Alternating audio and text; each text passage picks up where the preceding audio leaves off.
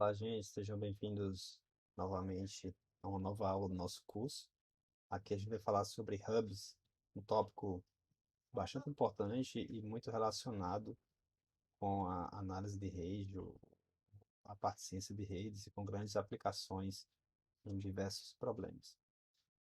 Pois bem, o que seria um hub, né? O hub dá uma ideia de um elemento central. A gente tem a ideia de hub na área de redes de computadores, né? Um hub é um dispositivo onde ele concentra é, é, conexões, seja sem fio ou cabeadas, e ele propaga essa informação para outro ponto na rede, mas do ponto de vista de grafos, né, análise de rede de uma maneira geral, não apenas redes de computadores, mas as aplicações que estão relacionadas com redes de uma forma geral, a gente já citou várias isso em vídeos anteriores.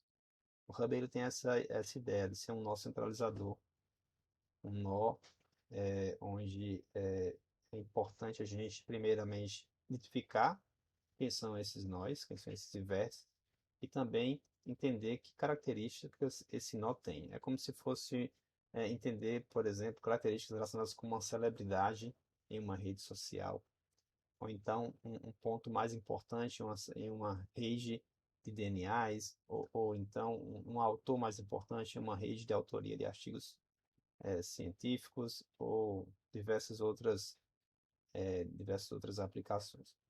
De toda sorte, a gente dividiu essa aula em alguns pontos mais importantes, até para ficar mais didático, a explicação sobre o assunto.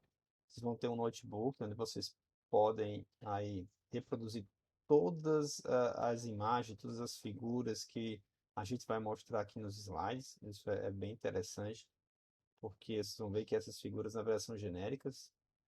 A gente traz aí um estudo didático com uma rede bem pequena, onde fica mais fácil até explicar os algoritmos.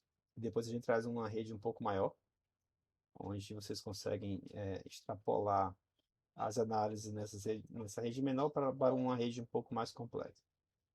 Então, inicialmente, a gente começa explicando algumas medidas de centralidade, são bem clássicas nessa área, que se estuda hubs, como o Betweenness Centrality, o Closeness Degree e o Ng-Vector, são algumas dessas medidas.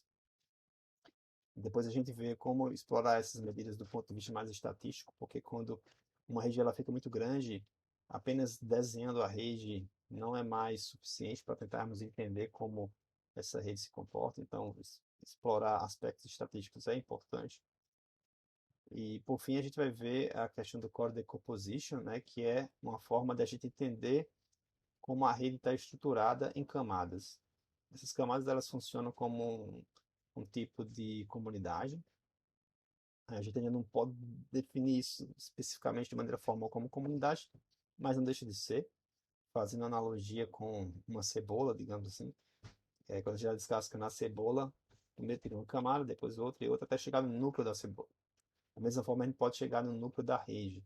Quem são os vértices e as conexões e as arestas que fazem parte do núcleo da rede? Identificar isso é fundamental. E por fim, a gente indica algumas análises avançadas aí como uma opção e sugestões para quem quer se aprofundar no tema e estudar outras situações e outras avaliações bem interessantes. Então é isso, a gente se encontra já no próximo vídeo, falando um pouco sobre essas medidas de centralidade e algumas definições bem básicas que vão nos auxiliar ao entendimento do que está por vir nessa aula. Então, até lá.